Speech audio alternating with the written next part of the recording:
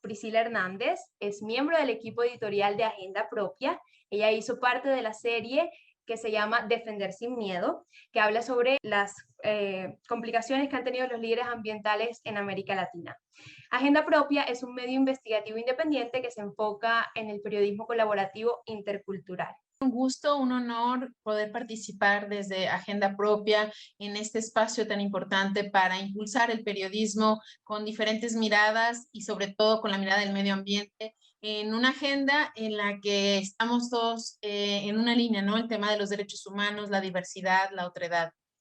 Para compartirles, gracias por el espacio de esta serie que realizamos, Defender sin Miedo, una serie periodística impulsada por Agenda Propia, que como ya explicaba Yoleidis al inicio, Agenda Propia está enfocada, es un medio independiente que busca la co-creación de contenidos, es decir, no solamente en esta mirada que muchas veces es unilateral o vertical, de esta es la agenda, esto es lo que queremos escribir, sino nos interesa mucho saber cuáles son las necesidades de los pueblos indígenas, de qué quieren escribir, cuáles son los temas que hay que contar. Y justo así se cruzó esta serie Defender sin Miedo, que son 15 historias de cómo las comunidades en diferentes puntos de América Latina continuaron con las defensas y todos los retos que hubo para defender el territorio cuando arrancó la pandemia.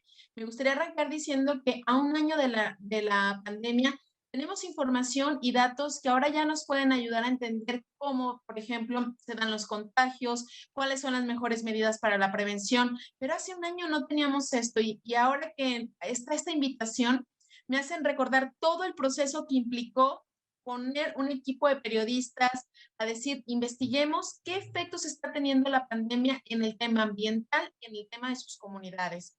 Y esto implicó que tuviéramos que tener muy clara la línea del trabajo. ¿Cuál fue la línea de trabajo en Defender sin Miedo?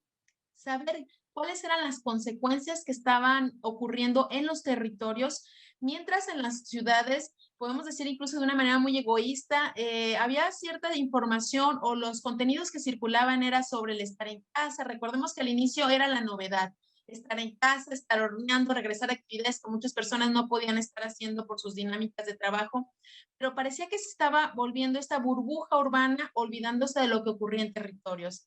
Esta fue la pregunta que ocurrió. Los que no estaban horneando pasteles de plátano o para poner en fotos de Instagram desde una burbuja urbana, ¿qué estaba ocurriendo en los espacios donde había extractivismo, donde había contaminación, donde había la presencia de grupos y armados e interesados en todo el tema de las maderas o el tráfico ilegal de vida silvestre? ¿Qué estaba ocurriendo ahí? Y fue muy interesante empezar a ubicar que había hilos que se conectaban independientemente del territorio. La pandemia estaba permitiendo que no solamente los grupos armados, los grupos criminales, sino que los propios estados estuvieran pisoteando, estuvieran pasando por encima de los derechos de las comunidades de los pueblos indígenas.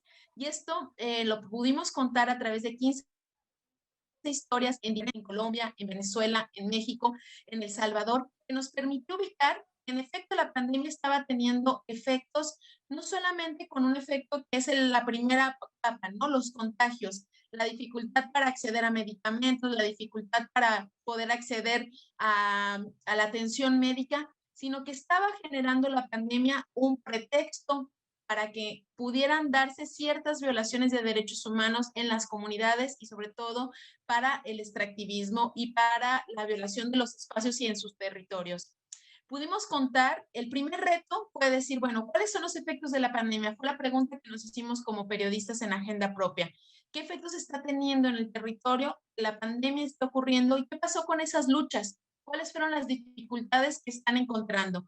Pudimos encontrar, por ejemplo, que en El Salvador, un monitoreo que se estaba haciendo por primera vez con cámaras trampa en el río Sapo y que muchas veces El Salvador no es ubicado como un país tan biodiverso como es el caso de México o en el caso de Colombia. Por primera vez en El Salvador se estaba haciendo este ejercicio de cámaras trampa. ¿Y qué ocurrió? Que la pandemia paraliza este ejercicio y entonces lo que estaba generando que una comunidad estuviera estando en la defensa del río Sapo, la pandemia lo frenara. Recordemos que fue todos a casa, todos se guardan, pero ahí a la par, mientras ocurría esto, la contaminación del río y la tala cercana a estas zonas del río seguía. Es decir, empezamos a ubicar algo clave. La pandemia no era igual y no detenía a todos de la misma manera. Otra de las historias que pudimos encontrar era cómo en el caso de la contaminación del agua a partir del extractivismo, en el caso de Colombia, una defensora, Hani, había estado trabajando directamente, Hani Rita, sobre la defensa del territorio para la no contaminación de los ríos por la extracción petrolera, pues cómo al final la pandemia hizo que intentaran paralizar el trabajo de las comunidades, pero la contaminación y la explotación del petróleo seguía. Y seguía con el permiso de las autoridades y mientras la gente no podía estar en territorio para la defensa.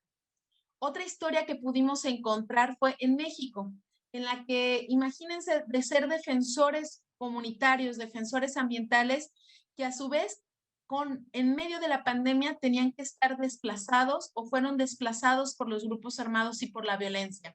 Este grupo de comunidades en el centro occidente de México estaban en la defensa de un río que grupos ahorita mismo terratenientes querían apropiarse y hubo amenazas a la vida de estos defensores que tuvieron que salir de sus comunidades en plena pandemia. Ubiquémonos cuando no teníamos toda la información y esto insisto, porque esto hacía como más compleja también la reportería. Otra historia que pudimos ver era cómo la justicia ambiental se detuvo mientras el extractivismo y los procesos continuaban. Y así lo pudimos confirmar en México, porque en cuanto se da la alerta de que declaración de emergencia de que esta es una pandemia que tiene que paralizar ciertas actividades esenciales, fue el nombre que dio el gobierno mexicano, los tribunales, los juzgados se cerraron. Sin embargo, mientras que no se respetaron las consultas libres e informadas, los que sí continuaron entrando fueron los ingenieros, las constructoras a las comunidades. Es el caso de México, por ejemplo, en el sureste, donde se está construyendo el Tren Maya y que las comunidades se les pedía no estar en territorio mientras estaban entrando las constructoras. Esto hacía que a su vez estos mismos grupos estuvieran generando contagios, lo que generaba una contrariedad. Mientras le pedías a la comunidad, resguárdense, no se enfermen, a los grupos como ingenieros, constructores y extractivistas se les permitía entrar. La serie Defender sin Miedo implicó un gran reto, que fue cómo reportear con las medidas de seguridad en plena pandemia. Y aquí debo decir que algo que la directora fundadora de Agenda Propia, Dilma Prada, siempre ha enfatizado el respeto profundo por quienes están en territorio, por quienes caminan la tierra, por quienes saben cómo está la comunidad y definitivamente quienes viven en la comunidad. Y creo que este recorrer el territorio nos implicó como editores y editoras entender que los tiempos que uno tiene eran distintos por la pandemia en el territorio. Por ejemplo, en el caso de Venezuela, donde abordamos la historia de Ortimio, un defensor del Amazonas en Venezuela, pues cómo son los tiempos para poder comunicarse. La comunicación no es tan inmediata como ahorita estamos conectados al teletrabajo y un mensaje y listo, te respondo en menos de una hora. Y entender esto implicó que fuéramos muy eficientes, por ejemplo, para el proceso de elaborar nuestros cuestionarios, pedirle a las comunidades que se volvieran nuestros ojos, nuestra mirada, mientras que los reporteros no todos pudimos salir a ese territorio, porque incluso nuestra propia visita podría representar un posible riesgo de contagio para las comunidades o pueblos indígenas.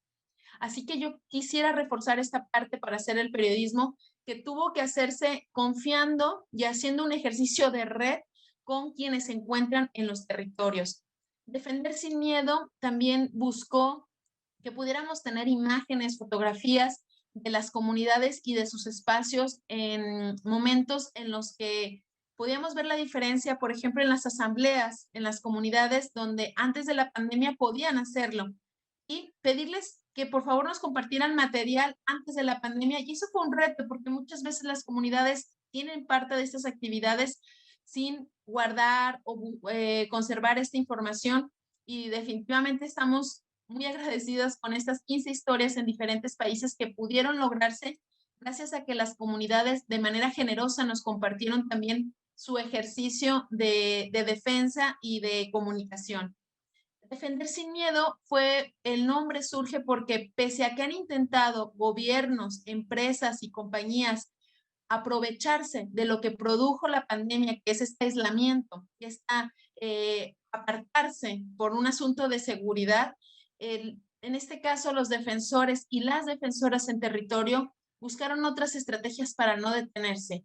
Y pese a que en algunos lugares, incluso como les platicábamos en el caso de México, se ha intentado intimidarles, obligarles al desplazamiento, los defensores continuaron haciendo su defensa del territorio con otras estrategias. Por ejemplo, turnándose las salidas, por ejemplo, a través también de la tecnología o ubicando la manera en la que podían intercambiar información entre las propias comunidades de forma eficiente con abogados o abogadas o grupos de activistas para decirles, hey, te aviso que aquí está entrando esta compañía, aunque tú ahorita como abogado no puedes venir a mi territorio, yo te aviso a ti que está ocurriendo esto, y esto a través de casetas telefónicas, y nos dimos cuenta que aunque se quiere dar la impresión que la pandemia paralizó la lucha ambiental, no es así, y Defender sin Miedo se volvió una forma de contar y decir que hay quien resiste en territorio, que hay quien, aun cuando se les amenaza con sus vidas, con sus comunidades, no se ha logrado lo que muchos pretenden como un efecto de la pandemia, que es paralizar a las comunidades. Así que invitarles a que puedan descubrir estas 15 historias en las que pretendemos, sobre todo, dejar claro que la lucha por la justicia del territorio sigue, que pese a que muchos encontraron caminos y espacios para aprovechar la pandemia, los defensores tienen claro que nada los parará, y es un gusto poder compartir con ustedes esta serie y abriendo el espacio a preguntas y al intercambio y al diálogo con los demás y las demás colegas. Me parece muy interesante esta primera mirada. Los asistentes, quienes están participando en este evento, eh, tendrán tres miradas que seguramente tendrán convergencia, pero que también tienen sus propias diferencias. Yo quisiera insistir en dos o tres asuntos a partir de lo que nos ha contado Priscila. Eh, uno, se trata de una voz, de una mirada desde un medio independiente. No es un gran medio de comunicación tradicional, sino que es una experiencia periodística que ha resultado innovadora y que tiene como misión el dialogar interculturalmente, el estar en relación con los pueblos indígenas y con sus realidades. Lo segundo que me parece muy interesante es el efecto pandemia, porque quizás como habitantes de las ciudades estamos muy conscientes de los efectos que tiene la vida urbana, pero aquí lo que Priscila nos ha comentado es muy interesante en el sentido de que la pandemia ha tenido una serie de efectos que no son los que nosotros vivimos o sentimos, pero que son fundamentales. Es decir, cómo la pandemia ha generado, por una parte, eh, una situación de parálisis para unos, pero de activismo o de actividad para otros. Es decir, depredadores se mueven y defensores se paralizan. O se busca que se paralicen porque no se paralizan. Quisiera preguntarle algo a Priscila. Priscila, la serie es de 15 eh, programas de radio, programas de televisión, textos escritos. ¿Cómo fue el trabajo de esas 15 historias? Estas 15 historias son textos escritos y también decir que están en su traducción en portugués. Algo importante es que logramos una alianza de medios, y el periodismo colaborativo aquí es muy interesante como un medio independiente, como bien resaltaba usted. en la que pudimos hacer que la publicación no solamente saliera en Colombia, en Agenda Propia, que sabemos que en Internet no tiene ningún espacio definido, pero pudimos lograr, por ejemplo, que estos 15 textos con fotografía e ilustraciones tuvieron una misma idea sobre la identidad de nuestra historia, pudiera ser publicada, por ejemplo, en Infoamazonía, en Brasil, en Democracia Abierta, en el Correo de Caroní, el Caroní en Venezuela, lo que es para nosotros también muy importante porque llegamos a medios tradicionales a partir de esta colaboración. Animal Político, uno de los sitios con más llegada en México, también el surti.com en Paraguay, que se ha destacado mucho por ese trabajo innovador de diseño, de infografías. Así que la elaboración de los textos, como uno de los requisitos fue hacer teletrabajo periodístico.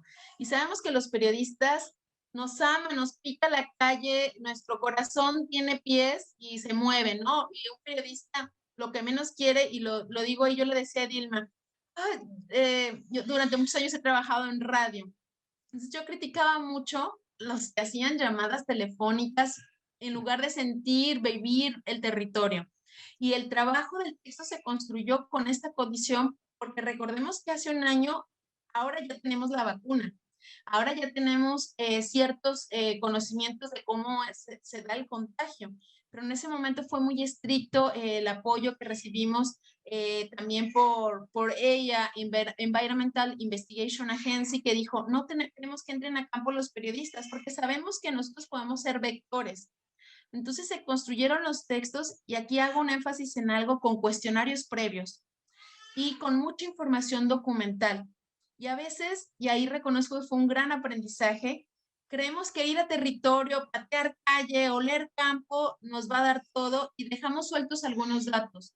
Y en este caso, elaboramos cuestionarios, escribimos muy bien, buscamos muy bien datos que soportaran, por ejemplo, el río Sapo, El Salvador. A lo mejor la reportera podía haber ido y ver la deforestación, en cambio buscó información como Global Forest Watch, este observatorio que nos da las alertas de incendios y en la que pudo decir, El Salvador es uno de los países con más deforestación de Centroamérica y aquí está el dato. Así que fueron 15 textos y los diferentes textos están publicados en los sitios web y también en nuestro portal, que ahorita mismo les compartiré el link. En el premio Gabo último, que se hizo este año pasado, una de las características que encontramos de los trabajos es que estaba aumentando en todo el continente, está aumentando el periodismo colectivo, a su vez un periodismo colaborativo, es decir, este periodismo que se hace con generación de redes, con otros medios a través del continente. Quiero resaltar ese aspecto del que es muy buen ejemplo la experiencia de ustedes. Y en segundo lugar, quisiera resaltar el hecho de que al ser colectivo, al ser colaborativo, se replantean algunas de las prácticas periodísticas o se le da énfasis a determinado tipo de prácticas. Por ejemplo, el trabajo a través de cuestionarios, pero también el trabajo a través de información documental muy precisa que se consigue a partir del acceso a bancos de datos, a la generación de redes y asociaciones, en este caso con entidades de medioambientales. Sí, yo tengo una pregunta para Priscila. Sí, Sí, hace aproximadamente un mes, para celebrar el convenio de entendimiento entre FIU y Uninorte, em, Uninorte invitó a Alejandra Shanik, la premio Pulitzer mexicana y que es parte fundadora y editora general de Quinto Elemento. Y habló de su cobertura en Walmart y de cómo la cobertura y la revelación de las investigaciones dividieron a la comunidad. Es decir, entre aquellos que ven la necesidad de tener un empleo y aquellos que veían la necesidad de proteger el patrimonio nacional y cultural de México. ¿Ustedes observaron durante las investigaciones que realizaron que la comunidad se haya dividido, que haya habido conflicto? Porque en el caso de Walmart, según lo explicó Alejandra Chanik, y es una situación que sucede también en Quintana Roo, México, en donde existe un ecocidio, ¿sí? Las comunidades se han dividido para siempre. Es decir, surgieron conflictos que no se han podido resolver al día de hoy debido a las revelaciones que provocó las investigaciones periodísticas. ¿Enfrentaron ustedes situaciones similares? Sí, y podemos decir que uno de los ejemplos es justo en la historia de México, el doble aislamiento de los indígenas desplazados de San Lorenzo hacia el plan, porque uno de los grandes temas en México durante la revolución se dio la reforma agraria y la división de tierra que permite el ejido. A mí me emociona mucho cuando es elegido porque se toman decisiones comunitarias y me emociona, pero a la vez me entristece todo lo que ha ocurrido en los últimos años en este país, donde pese a que el ejido tendría que tomarse decisiones colectivamente, pues han hecho divisiones a partir de no solamente el tema económico, sino también los grupos armados. Y es el caso de esta comunidad en la que estas comunidades indígenas, algunos pues reciben presiones por parte de los terratenientes y otros deciden permanecer en la lucha. Y otro punto también que nos hacían mucho énfasis las abogadas de colectivos como SEMDA y AIDA, nos decían que en el caso del sureste, donde se está construyendo este Tren Maya, que es una de las que pretenden ser uno de los grandes proyectos de la llamada Cuarta T del gobierno de Andrés Manuel López Obrador, pues generó también divisiones, porque hay grupos que han permitido que durante este tiempo de la pandemia, eso es algo que dejamos constancia en nuestros textos, como mientras se cierra por la pandemia, el presidente va y da un banderazo de inicio de construcción del Tren Maya en el sureste. Y esto con apoyo de parte de la comunidad, mientras otros están resistiendo, mientras otros están recibiendo amenazas. Y creo que esto es lo más complicado en el tema periodístico también, cómo poner las dos voces, pero equilibrio o no, o dimensionar y poner todo en su justo punto. Sé que es todo un gran dilema sobre si ponemos, como en el tema de la crisis climática, ¿no? Alguien que dice que no, con alguien que dice que sí, estaríamos poniendo en el mismo rango al del no. Lo que intentamos hacer fue explicar que muchas de esas comunidades pertenecen a grupos políticos y hay que decirlo, lamentablemente, como en Colombia, en México los grupos armados se han vuelto también uno de los grupos depredadores ambientales que juegan en contra para que la comunidad ni siquiera podamos decir que decidan estar de un lado o el otro, sino que no tienen salida. Y lamentablemente fue algo que encontramos en Defender sin Miedo. Un último comentario antes de pasar a Rodrigo con relación a la presentación de Priscila. Y la pregunta de Alejandro. Alejandro, se trata de una pregunta excelente en el sentido de que si este seminario o este foro, este encuentro está, digamos, mirado desde la perspectiva de la paz, es muy interesante pensar en cómo se articulan este periodismo de medio ambiente y en general los problemas de medio ambiente con la conflictividad en la comunidad y por lo tanto con problemas referidos a la convivencia pacífica. Y aquí yo podría dar también un ejemplo personal. Yo fui defensor del lector del periódico El Tiempo de Bogotá hace 20 años, pero ahora en este momento soy el defensor del oyente del sistema público de radio de Colombia. Es el primer defensor que ha habido del oyente para la Radio Nacional de Colombia. Y el primer caso que estudié hace un año fue exactamente un caso sobre fracking. Y uno de los puntos que me llamó mucho la atención es que alrededor del tema de la exploración, porque todavía no había explotación de fracking, a través de fracking, se había dividido la comunidad de proximidad en dos grupos, entre quienes eran favorables al fracking, porque eso supuestamente les traería desarrollo y mejores condiciones de vida a la comunidad, y aquellos que sentían que no debería hacerse exploración y explotación de fracking porque eso traería problemas a la comunidad. Y dos comunidades cercanas físicamente, históricamente, culturalmente entraron allí en conflicto. Esto me parece muy interesante, Priscila y Alejandro. Además que sería interesantísimo una reflexión sobre el papel que tanto el Estado, los estados, como los grupos armados ilegales han tenido en la depredación del medio ambiente.